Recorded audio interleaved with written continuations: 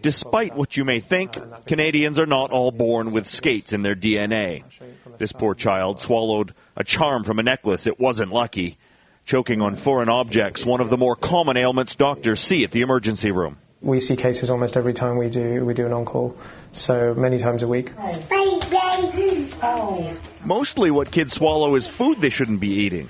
18-month-old Gabriela Gramova swallowed a peanut her older sister gave her. It ended up in her airway and required a lengthy procedure to remove it. It was one of the most frightening moments of her mother's life. It was very scary because she turned purple at home. She couldn't breathe. I need to do the life support.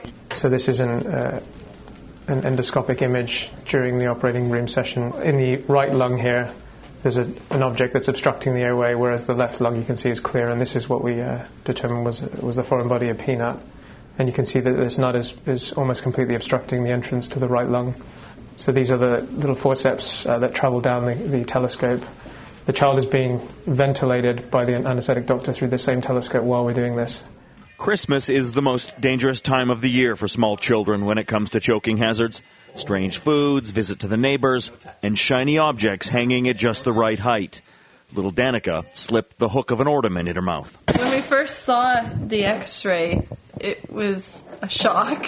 When they started telling us what the possible outcomes of it could puncture her throat or something like that, that's when I really started to get scared. There is no end to what small children will put in their mouths. This time of year, pay extra attention to them and avoid a trip to the hospital.